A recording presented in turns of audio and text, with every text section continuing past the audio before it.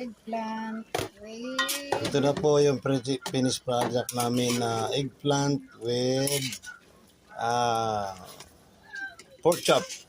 lempo salsa. Pork chop.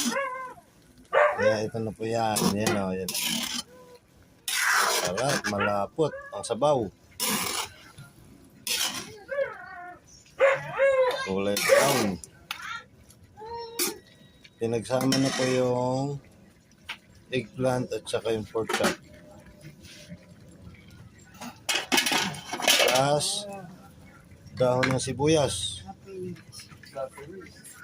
Yun. Masarap yung toppings. Oh, okay na. Ito na po. Kompleto na po ang finished product ng eggplant with pork chop.